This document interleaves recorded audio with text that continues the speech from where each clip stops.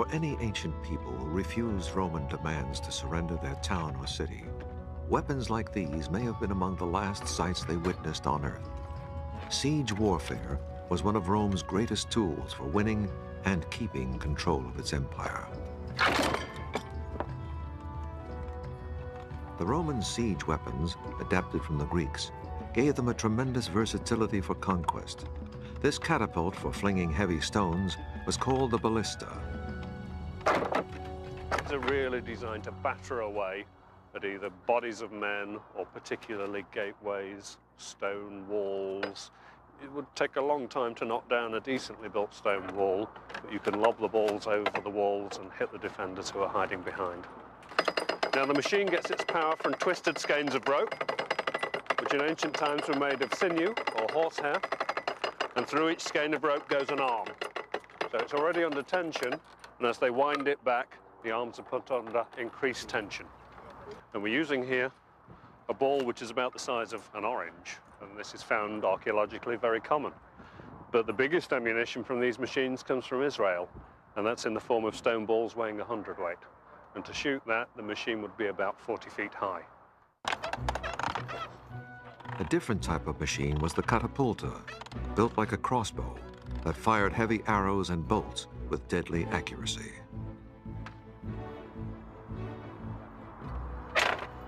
It's designed to shoot arrows, but an arrow far bigger than you could shoot with a handheld bow. And it's an arrow like this. It's heavy, it's got a large square-shaped tip, which would penetrate armor, penetrate shields, penetrate men. We know that when battering rams and siege towers were used, machines like this were positioned in them to give that covering fire as the machine moved towards the walls. And in field battles as well, these were very useful. The Romans had other siege weapons too. They used high timber towers on wheels, manned by archers to pick off enemy defenders. Other movable structures, like tin sheds, were used to protect soldiers operating heavy battering rams. When attacking fortified towns, Roman soldiers often used the tortoise formation, locking their shields to protect themselves against the hail of enemy fire that would rain down from the walls. With all these weapons and tactics, there was almost no town or city in the ancient world capable of resisting the Romans, and those who tried were inviting slaughter and destruction. Perhaps the two most famous Roman sieges both happened in what is now Israel. Judea, as it was known then, was conquered around the time of Jesus' birth, but the native Jews bitterly resented the Romans, whom they regarded as heathen. And when the Roman governor demanded money from the Jewish temple, open revolt broke out in 66 AD. After 3 years of fighting, the Romans finally surrounded the main Jewish stronghold of Jerusalem. It took the Romans another 4 months to break through the 3 city walls protecting the temple. Catapults hurled huge stones at the defenders.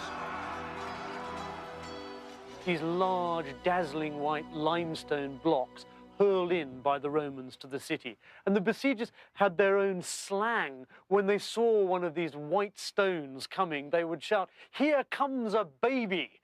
And they'd all lie down in the hope that it would go across them and land safely. The Romans, becoming aware of this, actually blackened the white stones so that they wouldn't be so visible. Once the Romans broke through, they ran amok, killing thousands of citizens and selling the rest into slavery. Jewish holy relics were carried off to Rome to be paraded in triumph, and the temple was destroyed. If cities and communities in conquered areas quickly surrendered and came to terms with the Romans, they were generally pretty well treated. And in fact, their ruling classes were often given the Roman citizenship, sometimes very, very quickly, and could become quickly integrated into the Roman world. But people who continued to resist could expect very little mercy from the Roman state or the Roman army, and there were some cases where Roman behavior amounted virtually to genocide. The Romans later allowed the Jews to return to the temple site to mourn over the one remaining wall, hence the term Wailing Wall, and a tradition that continues today. Although the Jewish rebel cause was now hopeless, one band of zealots continued to hold out. They took over a fortress perched on a plateau, rising 1,300 feet above the Dead Sea Plain, south of Jerusalem. The fortress, called Masada, had been built 100 years before by King Herod in case of attack by the Egyptians. It seemed unassailable, and the 960 zealots dared the Romans to try. Masada is symbolic. It's important for the Romans because the elimination of this last resistance stands as a symbol that nothing will stand in front of the Roman Empire. There was no prospect of starving the place out anytime soon because Herod and his successors had put huge stores of food. There was plenty of water because Herod had constructed huge rain-fed cisterns inside the mountain that were fed during the winter rains. The only way to take Masada was by direct assault. The 10th Roman Legion, which had led the assault on Jerusalem, arrived at the foot of Masada in late 72 AD. The Roman force, with its auxiliaries and forced Jewish labor, totaled about 10,000. It began by building a wall, whose remains are still visible, that was 6 feet high and 3 miles long around the entire plateau, to let the rebels know there was no chance of escape. Unlike the rebels, who were well housed and supplied, the Romans were camped in a merciless desert, scorching by day and freezing at night. Supplies for their camps had to be brought in from the Jerusalem area, 16 tons of food a day and 5,000 gallons of water, about 400 donkey loads each day. But then, logistics were among the Romans' greatest skills. It's incredibly important, as was seen in the Gulf War, where millions of tons of equipment had to be moved in just so that the army could do its job. And the Romans were acutely aware of this, and their logistical organisation was really very good for the period, considering their limited technology. And of course, that is one of the main reasons they built all those roads, was to keep the army capable of moving and to keep it fed and supplied. Without these logistical skills, the Roman Empire couldn't have been maintained. Now the question for the 10th Legion was, how could it assault the summit? From nearly every angle, the 1,300-foot cliffs were just too steep. But there was one possibility on the western side, where the height was only 250 feet, with a rocky outcrop that gave the chance of building a ramp for the siege equipment. The Romans and their laborers began building the ramp, protected by movable sheds, and were given covering fire by archers and catapults. The Jewish defenders probably used slingshots in self-defense. This pile of slinging stones has been found on the site. Eventually, the Romans came to within 50 yards of the summit fortress. Just how long it took to build the ramp has been a subject of debate. The popular view is that the siege of Masada lasted for 2 or 3 years. I don't think there's any reason to think that the siege lasted more than 4 to 8 weeks. Most Roman sieges were fairly short. Siege of Jerusalem, one of the most hardest fought of ancient times, took 4 months. Once the ramp was finished, the Romans used their battering ram to break through the outer wall. But that wasn't enough, because the defenders had built a second wall behind it, made of wood and earth that the battering ram could not budge. The Romans responded by setting fire to the Jewish wall. And this seemed to work initially, but at one moment the fire blew back and looked like it might burn all the Roman siege engines.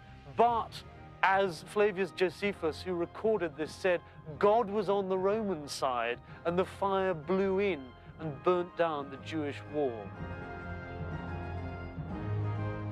The Romans waited for the next morning to make their assault, and inside, the rebels knew that their capture would mean a terrible fate. In most cases, rebels were enslaved, but they also might have been killed, even crucified, or sent to fight in gladiatorial games. So the rebels decided their own fate. They drew lots to determine who would kill the women and children, and then each other. When the Romans burst in at daybreak, they were met only with silence.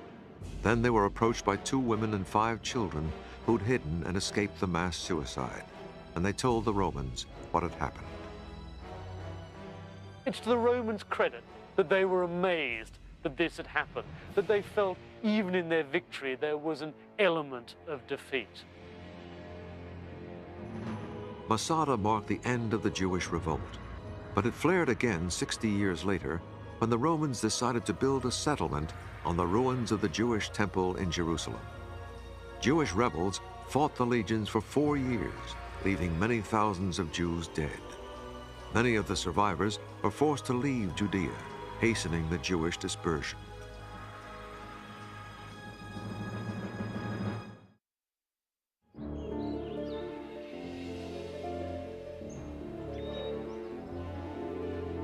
By the year 100 AD, the Roman Empire had been expanding for some 4 centuries, and under the Emperor Trajan, himself a general, the expansion continued. He annexed Dacia in modern Romania, plus Arabia and Armenia, and drove deep into present-day Iraq, reaching the Persian Gulf in 116 AD. But these new conquests stretched the Roman army to capacity. When Trajan died in 117 AD, he left another general, Hadrian, as his successor. But Hadrian quickly reversed the expansion policy, pulling out of Iraq and fixing the empire's borders. He had seen the human cost of that and how difficult it was for the Romans to expand any further into lands which were apparently more capable of resisting them. Hadrian did not just draw lines on a map.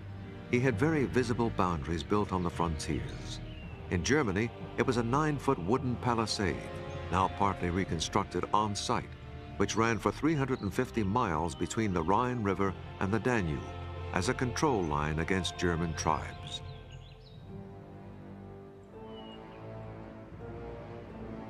Even more emphatically, he ordered the building of Hadrian's Wall, running about 80 miles from sea to sea across northern England. It was 15 feet high and dotted with forts that together housed about 10,000 soldiers. Time has weathered it down, but partial reconstructions show how astonishing it must have looked to British tribes. The ancient writers say only that it was built to separate the Romans from the barbarians, and archaeological evidence at one fort near the wall, Vindolanda, shows there were battles in the region not long before the wall was built. Romans had a lot of casualties, with commanding officers being killed. That's very unusual.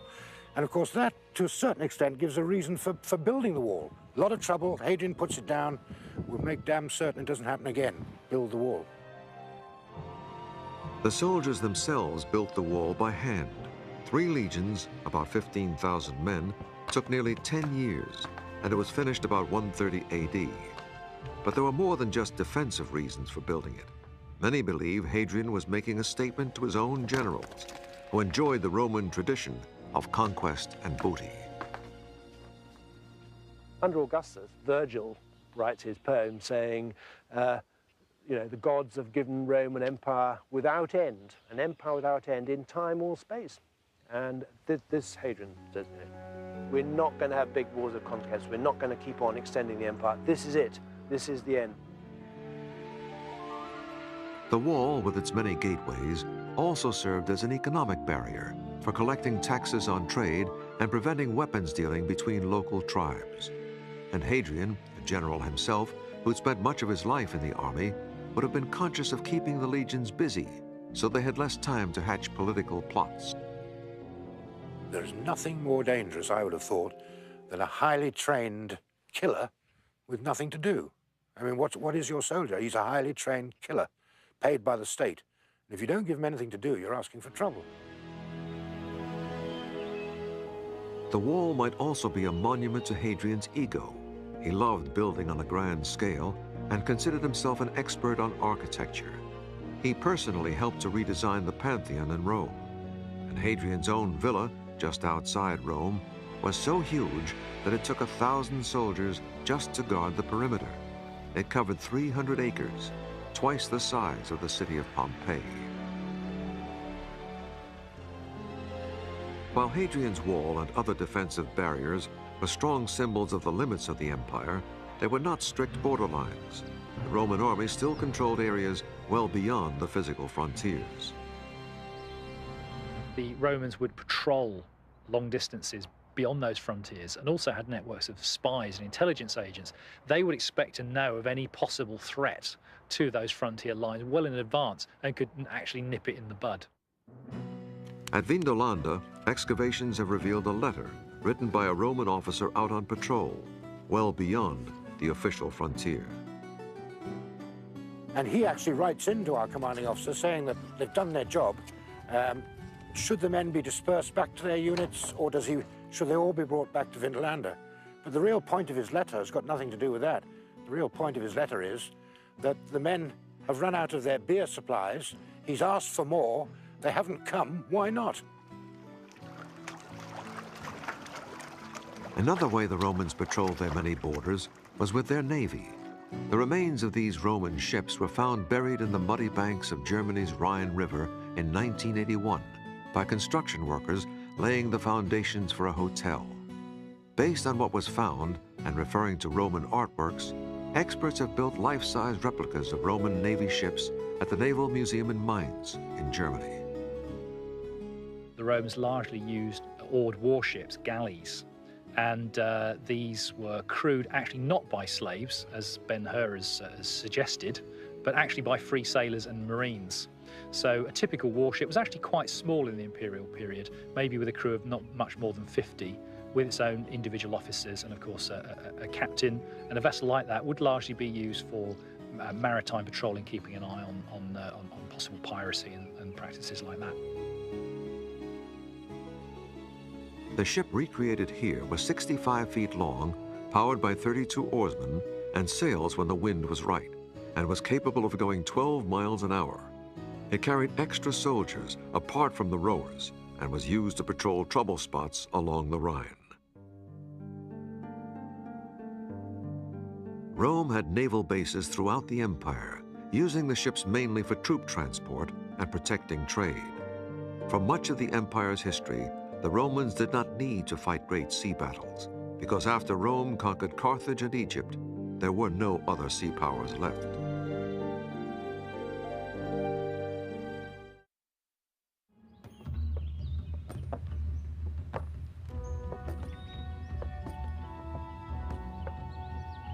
When the Emperor Hadrian decided to fix the borders of the Roman Empire, he helped change the nature of the Roman army itself.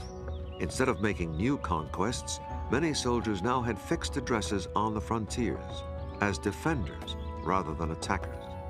The forts reflect the change with a gradual shift from timber forts to stone forts. This is what a stone fort looked like in its day. This is the fort at Saalburg in Germany, rebuilt on the foundations of the original. Roman forts were usually sited at strategic points, like a mountain pass or a river crossing. They were rectangular, enclosing an area of up to 50 acres, and had defensive towers every 50 to 60 yards to launch missiles against attackers. There were also deep ditches around them to repel enemy raids. The fort's central building, the Principia, was the administration center, with offices set around a courtyard. But most of the fort was taken up with barrack blocks, in which the common soldier got to know his fellow legionaries more closely than he would have liked. This is one of many barrack rooms in the fort here at Chester's on Hadrian's Wall. And in this particular space, 8 soldiers would have spent their leisure hours, and this is where they would have slept. This whole area here would have been divided off by some kind of partition around about here. The room out at the front was probably where they kept all their equipment. So it was in an area like this that all of these soldiers actually had to eat and sleep. And in fact, they may have not have been on their own. It's quite possible that also some of them at least will have had their wives and children in here. This was a very crowded place. Living arrangements were much more civilized for the career officers, the centurions. In comparison to the spaces lived in by ordinary soldiers, a centurion had a whole house to himself. This large rectangle of foundations here are the remains of one such centurion's house here at Chester's. And you can see there are a number of rooms. He had a separate living room, kitchen, storage facilities, bedroom. There was plenty of space for him and his family, his wife, his servants, all to live in together. And this actually reflects in stone the great difference in social standing between an ordinary soldier in one of these barrack rooms and a centurion. Centurions were paid at least 20 times as much as ordinary soldiers and had living accommodation appropriate to their standing.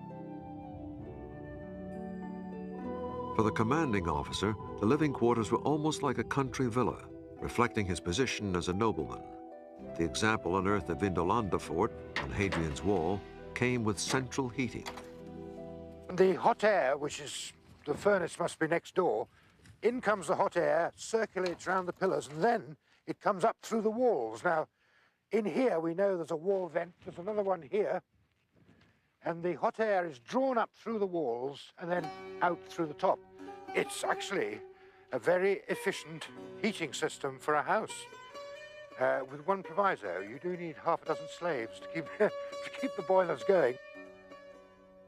Because of the strict social order in Roman life, the commander did not socialize with the enlisted men. We've got the remains of the social diary of our commander Flavius Cerealis, covering a period of 2.5 years. And in that course of that time, he is giving quite a lot of dinner parties. Dinner parties for the governor of Britain when he comes here, dinner parties for fellow commanding officers, and once, rather nicely, a dinner party for his veterans, the soldiers who just recently retired. But there's no hint of all other ranks coming in and eating at the commander's table. The commander, unlike the common soldiers, was officially allowed to have his whole family live with him in the fort, and there is wonderful evidence of that.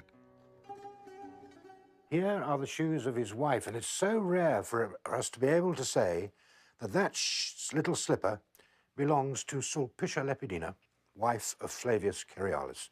She has a very distinctive shoe size. Look at all these little indentations here. The shoe is stamped with the name of the maker, Lucius Ibutius Thales, and a sort of maple leaf stamped on it as well. And we've got several of her shoes, all the same little size. They have their 3 children with them there. And here's the little one's little boot. Now, that is a very expensive little boot. That's all hand-carved out of a single piece of leather. And he's even got his little studs in the bottom. And you can see how he's been going over on his heel, sort of dragging his typical small boy, I would think.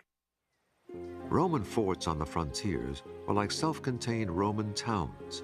Almost every fort had a bathhouse, like this one excavated at Chester's on Hadrian's Wall.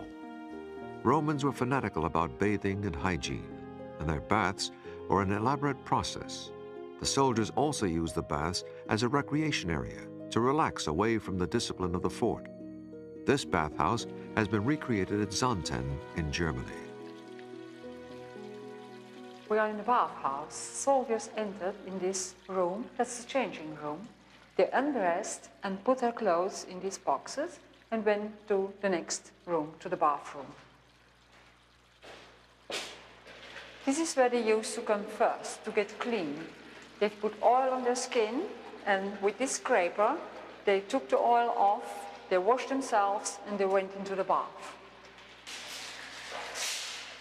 So this is the warm water bath. It was kept at the 100 degrees Fahrenheit by the furnace, which is next door. So people stayed in this warm water. After finishing, they went to the next bath, which is the cold bath. This is the cold bath, and Romans believed that it was good to take a cold bath to improve the blood circulation. So after finishing their bath in the cold water, they went to the club room.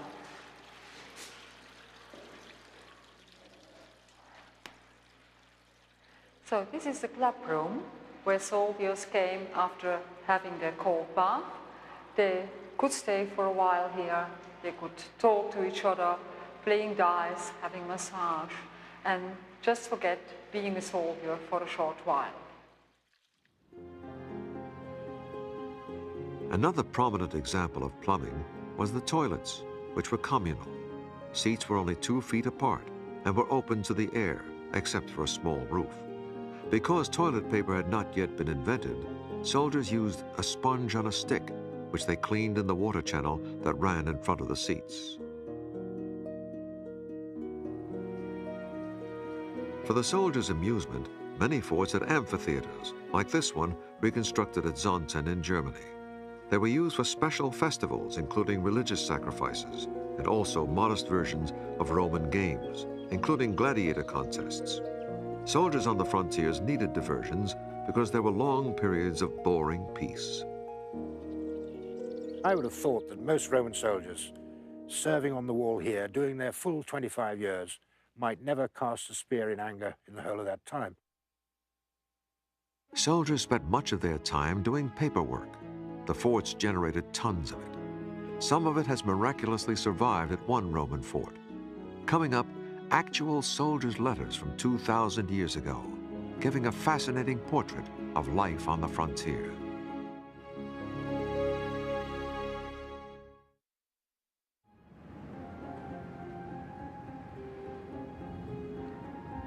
At a Roman fort in the north of England, archaeologists are discovering a treasure trove of personal items left by the troops, giving us an amazingly intimate portrait of the Roman soldier's life. From deep in the mud at Vindolanda Fort have come hundreds of soldiers' letters. Here is an example of a document written in ink on specially prepared wood. It's either alder or birch, local wood that they've specially created these tablets for. We don't work from the originals at all. We work entirely from the infrared photographs because they show up so much more than you can see with the naked eye.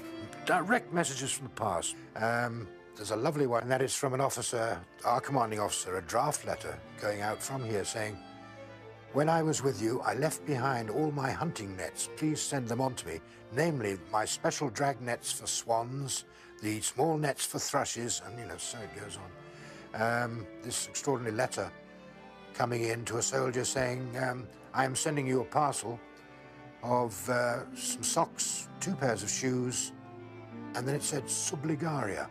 Now, subligaria is a very rare word, and that had people thumbing through all the dictionaries. It does appear, I think, in a fairly rare poem of the poet Catullus. It's underpants. And much more than just letters have been found at Vindolanda. There are all sorts of weapons and evidence of how the soldiers used them. Often we pick up a thing like this, which is the skull of a Roman cattle, a cow or an oxen or something. It's been poleaxed. You can see the big indentation here. Someone has banged it like that. And then it's obviously been stuck on a pole and used for target practice. We have actually several of these. You can see where the Roman ballistas have gone boom, straight in. The deep soil and mud at Vindolanda is so well suited to preserving ancient artifacts that even Roman textiles have been found in good condition. That is what it looks like. It's a Roman bandage made of some quite good quality local wool. But we get everything from bandages to bits of big jerseys, even a sock made out of 2 different pieces of textiles sewn together. But again, it's wonderful getting the textiles. They've lost their color, although by analyzing them, we can actually work out what color they originally had. And you'll see in our display case, their colors are much softer and gentler than the rather harsh colors produced by artificial dyes today.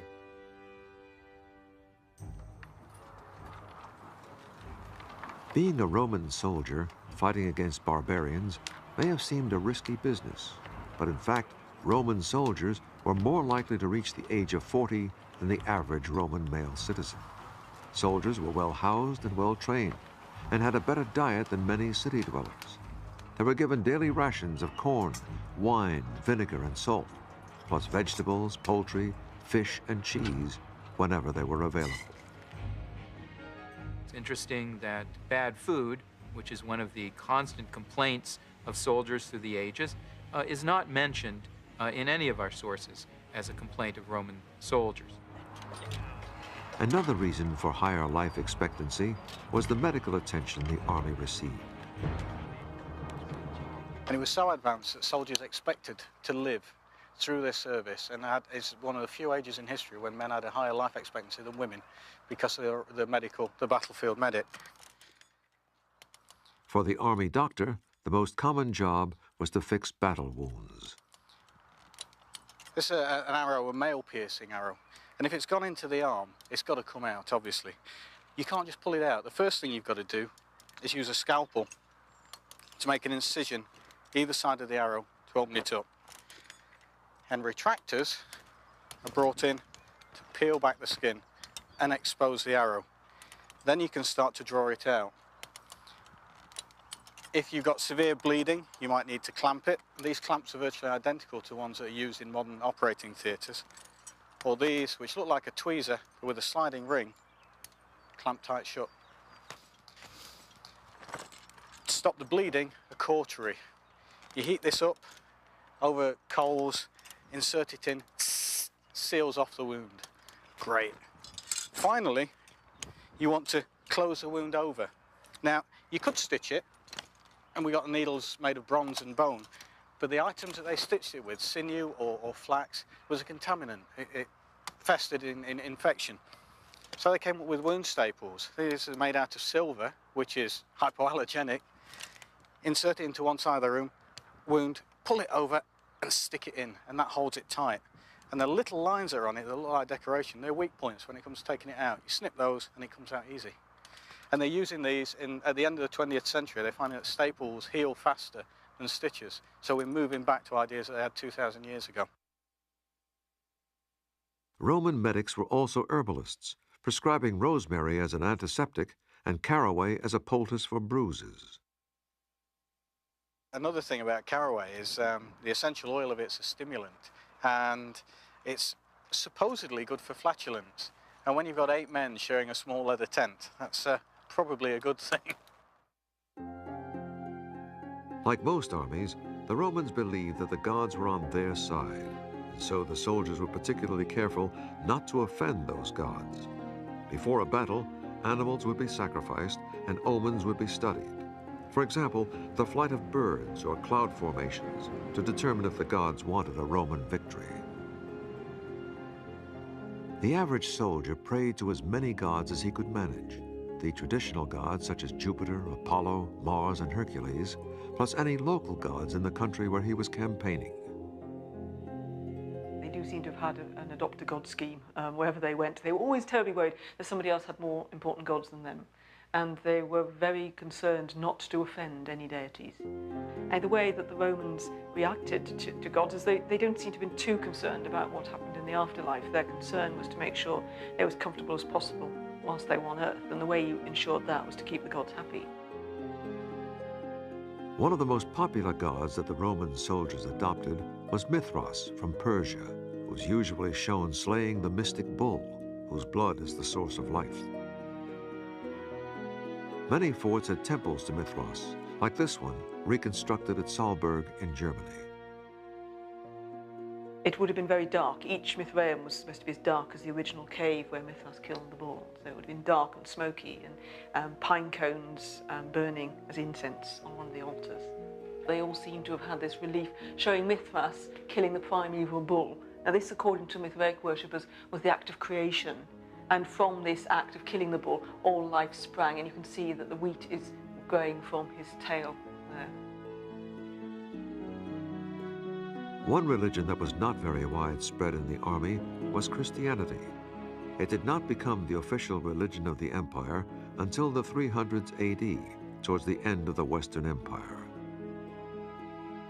It would have been quite difficult, I think, to have been a Christian in the Roman army before it became the official religion, because the Roman army expected you to worship certain set deities, such as the birthday of the emperor or Jupiter on certain days. And if you were a Christian and believed there's only one God, then you would have a fundamental problem with that. The soldiers carried other objects of worship with them at all times. One was the legionary eagle, often made of gold. It was housed in its own chapel and anointed with special oil on religious days. The soldiers marched behind it into battle, and it symbolized the spirit of the legion itself. To lose your standard to the enemy was a terrible disgrace, and Roman soldiers literally gave their lives to save their flag and their symbols. There was also the cult of the emperor, and each legion carried his image. It was important for the troops to be able to recognize their emperor. He was with them in spirit, if not in person, though sometimes he would be there in person, as when the Emperor Hadrian toured the entire empire. Emperor worship was also an important part of Roman religious life. As well as worshipping their gods, the soldiers would worship their emperor. One way the emperors made sure the soldiers recognized them was by putting their faces on the coins the soldiers were paid with. Next, we'll look at the Roman soldier's pay, how he spent it, and how it helped to change the map of Europe.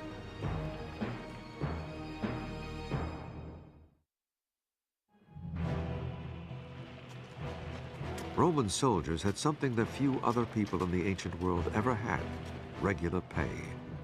Legionaries were paid the equivalent of a middle-class salary plus annual bonuses from the emperors to try to ensure loyalty. To emphasize that point, the emperors put their own faces on the coins, like these found at Vindolanda Fort in northern England. There's a nice sestertius of the Emperor Trajan. Fairly normal coin on a find on many sites. It's all green and mouldy, but that is how Roman coins normally come out. But on a site like this, where we've got these rather special levels buried deep down, that is the same issue of coin coming from the early levels. I mean, you know, you'd think that was gold, but it's not. It's a nice, shiny bronze coin in excellent condition, no corrosion, nothing. The soldiers' savings were kept in special strong rooms at the forts, like this rare surviving example at Chester's Fort on Hadrian's Wall. It was an ancient mini version of Fort Knox. This was probably one of the safest places for money to be anywhere in the Roman province of Britain, because you've got 500 soldiers guarding it, and they're guarding a lot of their own money, because Roman soldiers had about a third of their pay kept back as a compulsory savings scheme. As well as compulsory savings, soldiers had deductions taken from their pay for food, clothes, weapons, and the burial club to pay for their tombstones. There were other deductions too. Fines for loss of equipment, buying that extra pepper to liven up the food, or indeed, if they're not feeling very well, buying some opium. I mean, we get opium on the tablets. The quartermaster is issuing it. We would like to think for medical purposes, and you never know. Because regular salaries were rare in ancient times, the Roman soldiers' pay was a magnet for local civilians wherever they went. Villages sprang up outside every fort. These are the remains of one such village outside Salzburg Fort in Germany. The town supplied the soldiers with food, alcohol, and entertainment, and there were always local women. Although soldiers were officially not allowed to marry until around 200 AD, when that law was changed, many soldiers kept unofficial wives and children in the towns next to the forts. This was tolerated because soldiers' sons often became new recruits. Some of the towns outlived the forts themselves and became great cities. Examples include Cologne and Bonn in Germany and York in England. It was in the civilian towns that many soldiers chose to live once they retired, moving just a few yards from inside the fort to outside. Sometimes towns were created by Rome as official colonies. The Roman government, as an act of policy, planted large numbers of veteran soldiers in a new city called a colony, a colonia. And often these were actually converted military bases, so a military base directly becomes a city. Colonies were like little Romes, planted throughout the empire, a way of securing and Romanizing conquered territory while giving veterans a place to live. One example was Fréjus, now a modern city on the French Riviera, which served a double purpose, as a naval base and a colony founded by Augustus for veterans and civilians. It was the birthplace of the great Roman general Agricola, who helped conquer Britain. Fréjus was a colony for the 8th Legion, and evidence of that has been found in recent excavations. This cheek piece of an iron helmet of the early 1st century AD. It fits the protection of the right cheek of a helmet. And it's a very unusual find, especially in France, because on the Roman camps, the soldiers were very careful with their weapons. They didn't lose them. Fréjus had all the trappings of a Roman town, including an amphitheater holding 12,000 spectators, which is still used today for bullfights. It also had an aqueduct, probably built by the soldiers. These pillars supported a water channel that gradually sloped down to Fréjus from a mountain source 25 miles away. Roman engineers calculated the precise slope needed for the aqueduct, and then soldiers were brought in to do the heavy work of building. To build the water channel, the Romans used a technique builders still use today. They built a wooden mold, then filled it with concrete. They just had to put some planks here inside the channel, and then they had the mold, internal mold for it, and then they could pour the concrete between the two parts, just as we do now with the concrete. You know, the Romans used the concrete in the same way as we do. The building skills of the army helped to change the face of the empire. Soldiers built not only military structures like forts and Hadrian's Wall, but also had a hand in some of the many beautiful and enduring civilian works right across Europe and the Middle East that helped put Rome's particular stamp on its hard-won territories. For the Romans, however, spreading their civilization carried unexpected dangers. It made the empire an inviting target for those living outside the borders, and would lead to invasion by envious barbarians that would eventually bring the empire to its knees.